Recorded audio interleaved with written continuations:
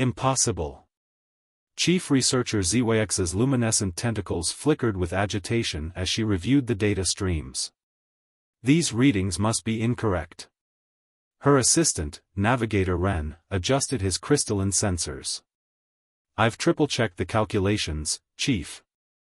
These humans aren't just surviving in extreme conditions, they're actively seeking them out.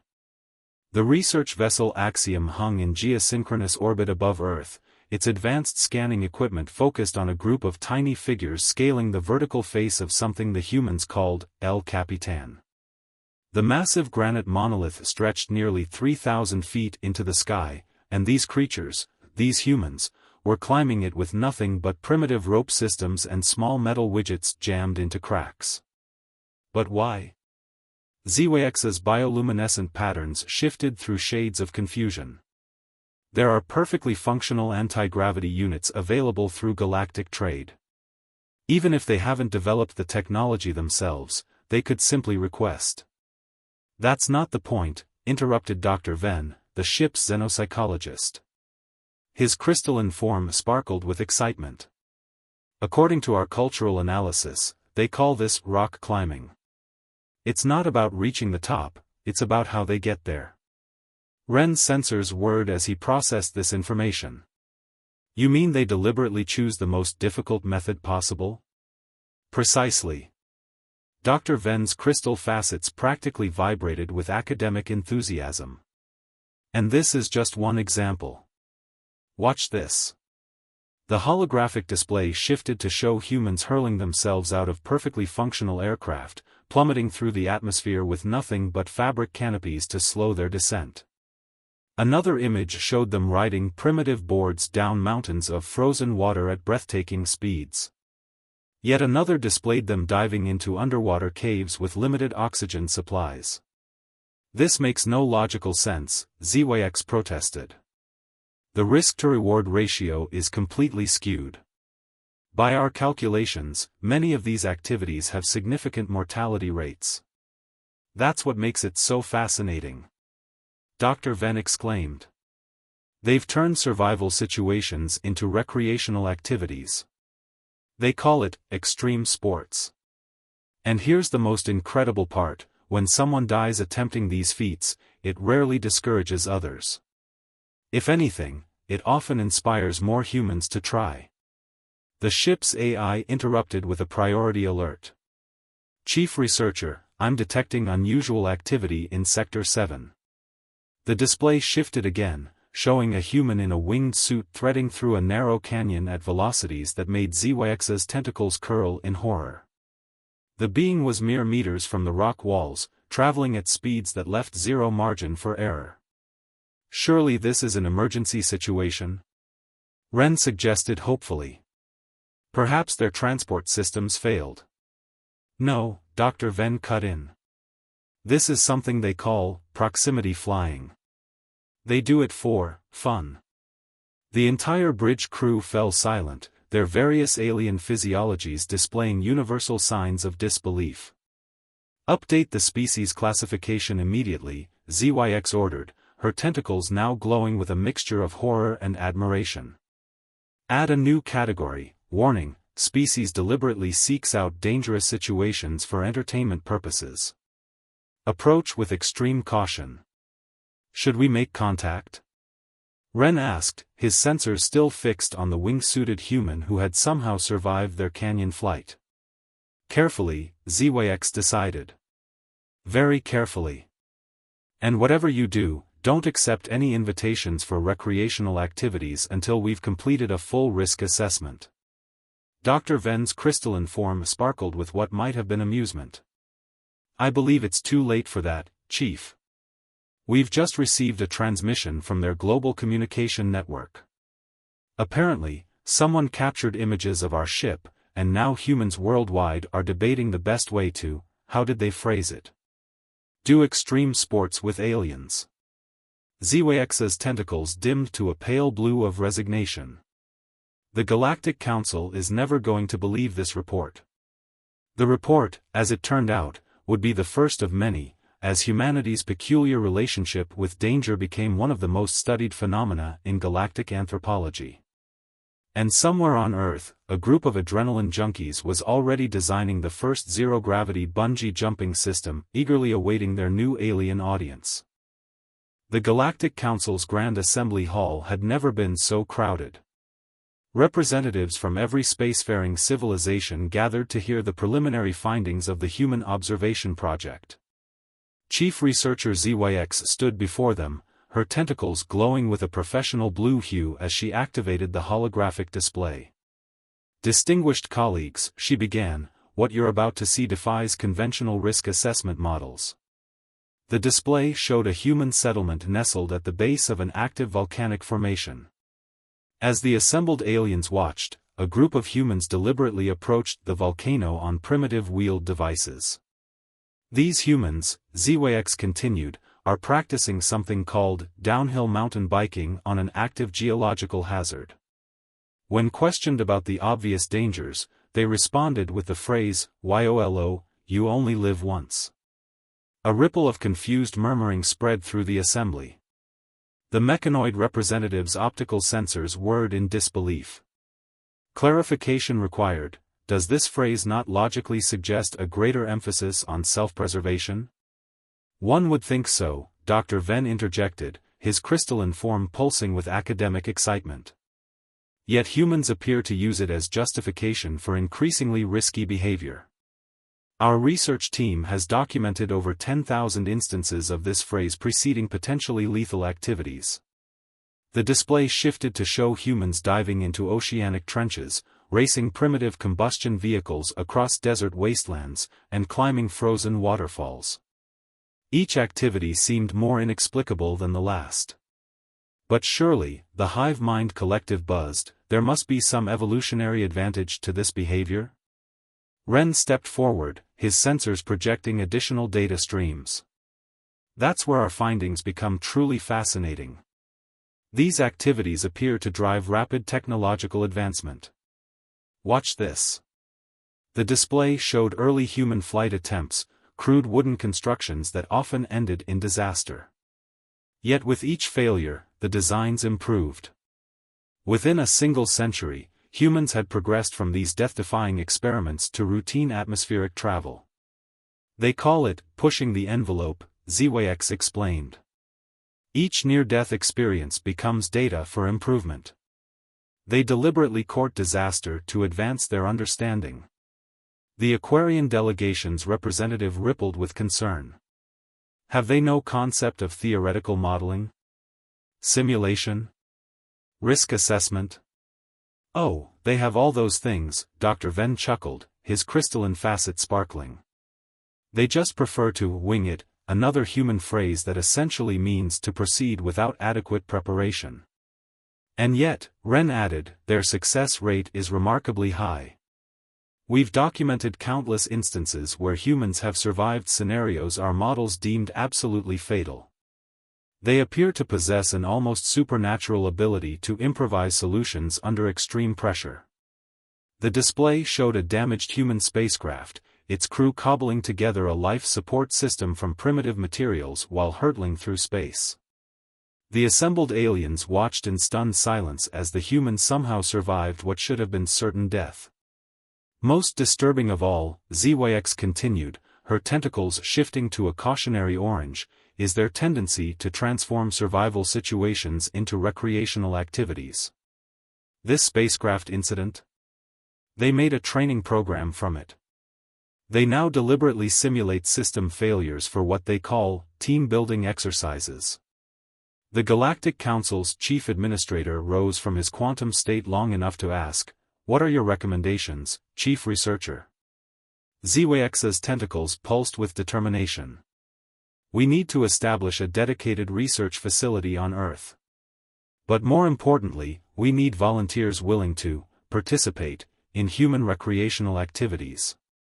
A horrified gasp echoed through the assembly hall. "I understand your concern," ZYX continued, "but observation alone isn't enough.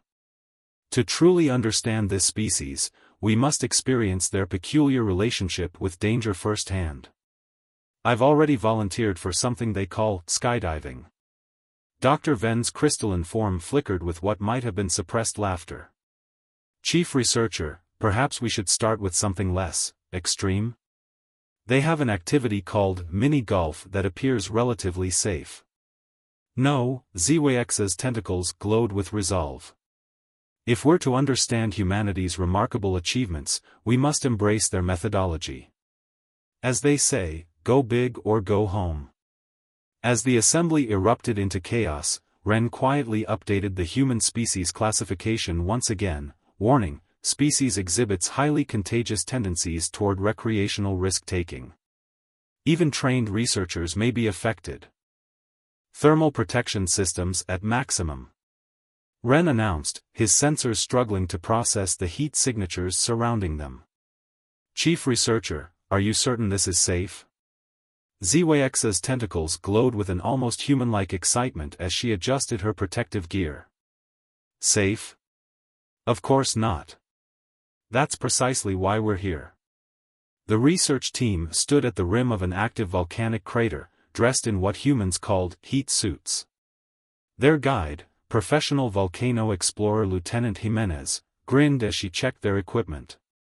Remember, Jimenez instructed, stay close to me. The sulfur vents can be tricky, but the mineral formations down there are worth every risk. Dr. Ven's crystalline form vibrated with nervous energy. Remind me again why we couldn't just send drones? Because, ZWX replied, her tentacles pulsing with newfound understanding, it's not about the data. It's about the experience.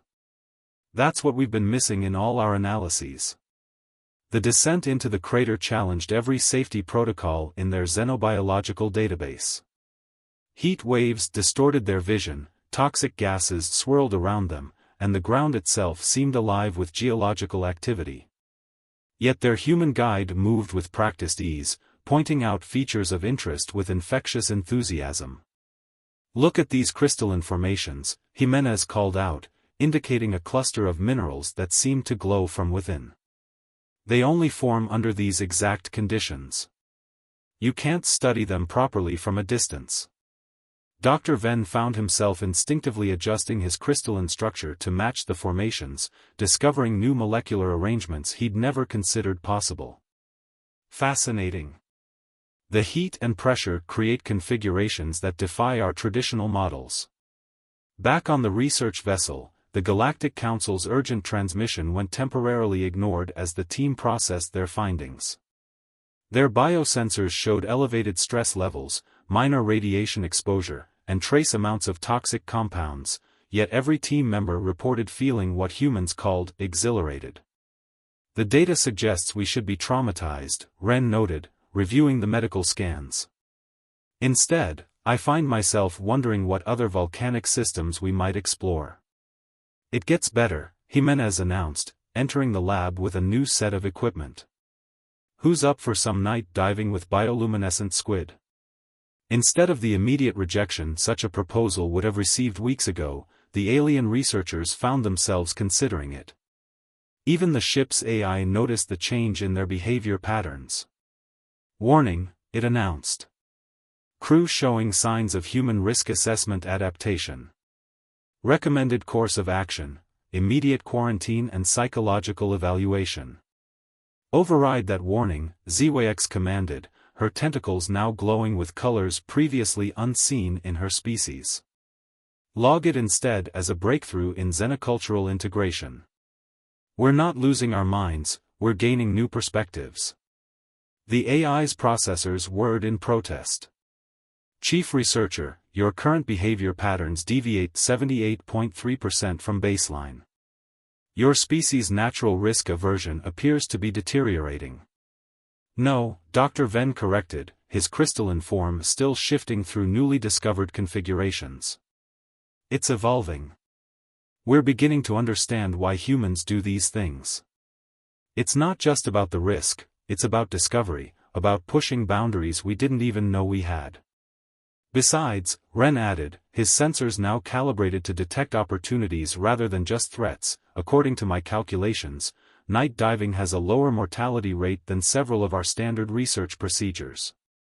That's the spirit. Jimenez laughed. Wait until you hear about cave diving.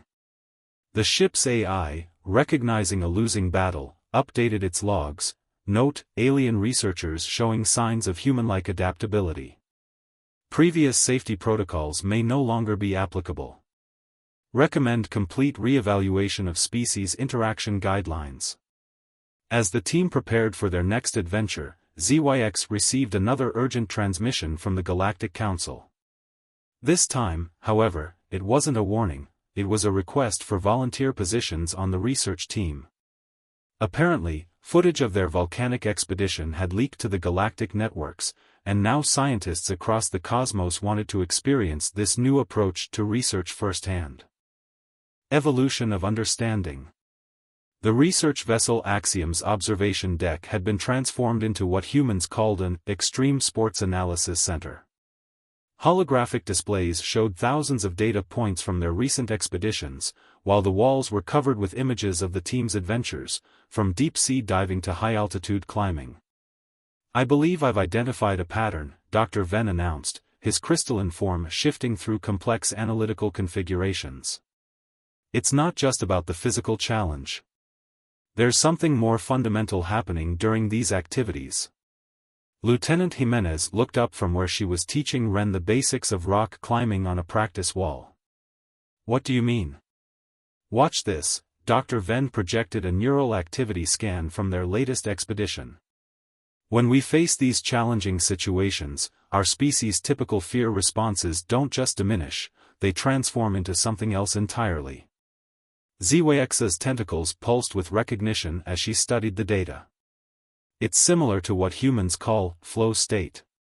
Our brains, regardless of species, begin operating in patterns we've never seen before."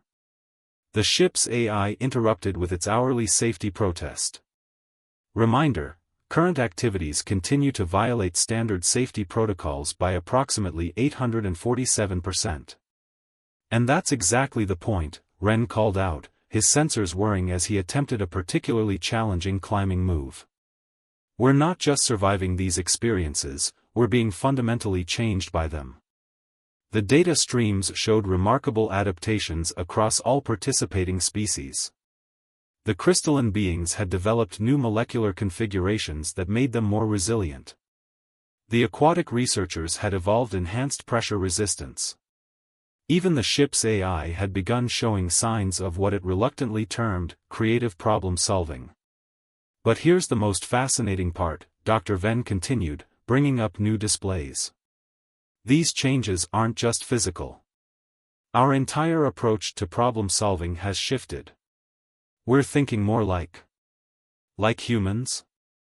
Jimenez suggested with a grin. "Like explorers," ZYX corrected, her tentacles glowing with excitement.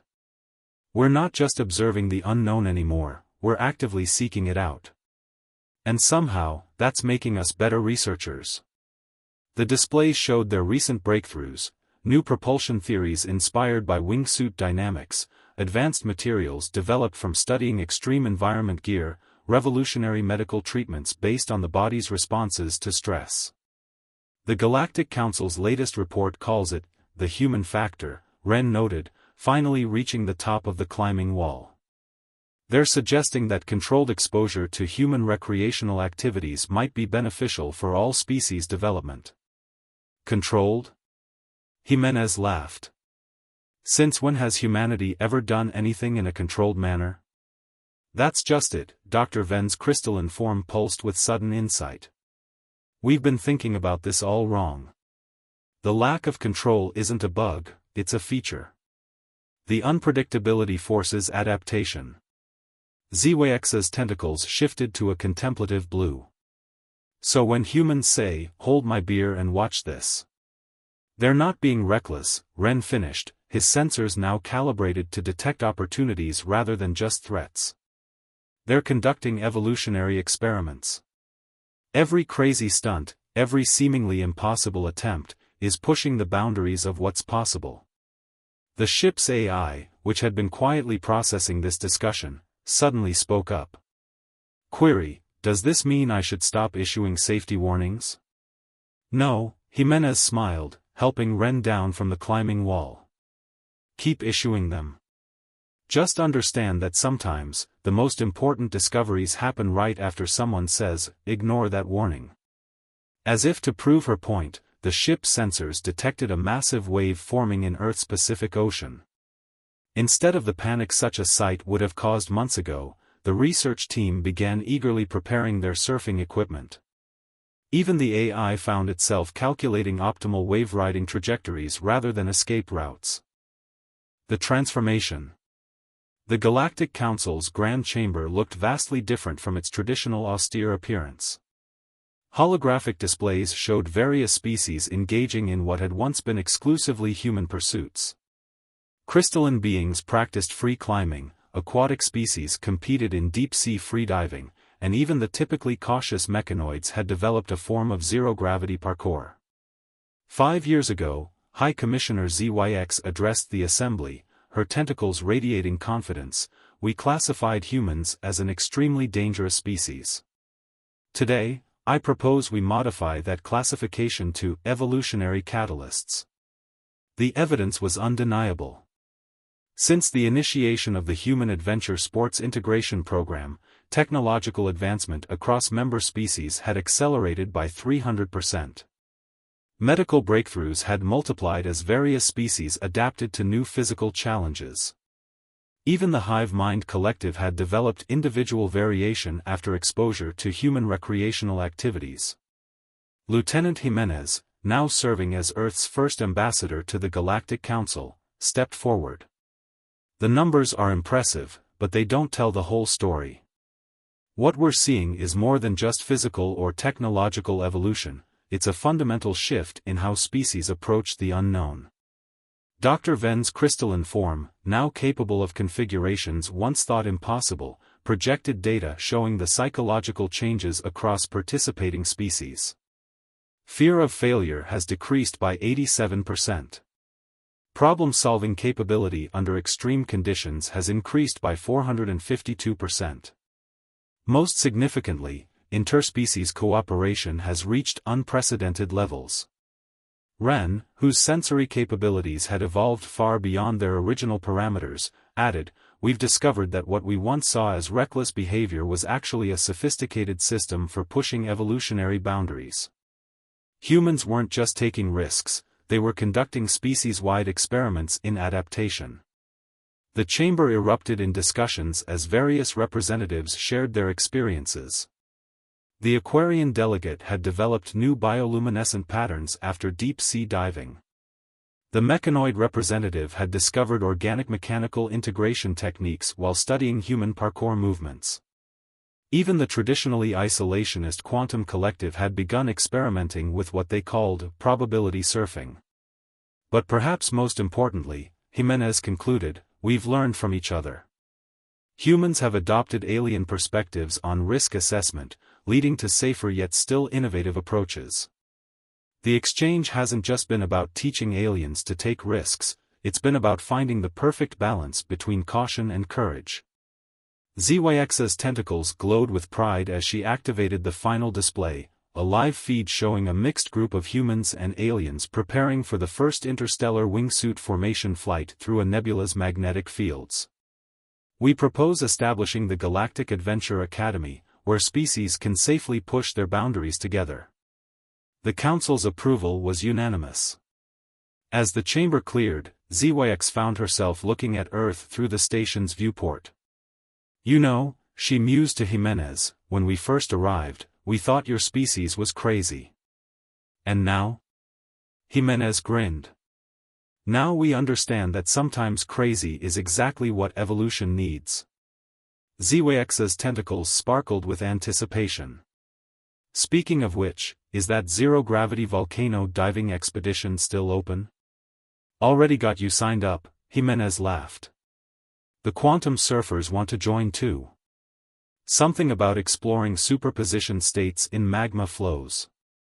As they watched more ships arrive for the Academy's inaugural term, the original human classification still floated on a nearby screen, warning, "Species exhibits highly contagious tendency toward innovative thinking and evolutionary acceleration. Exposure may result in unprecedented growth and development." Below it, someone had added a new note, Side effects may include spontaneous adventure planning, reduced fear of failure, chronic innovation, and an irresistible urge to push boundaries. In case of exposure, don't fight it, embrace it. The universe would never be the same. And that, as humans would say, was exactly the point.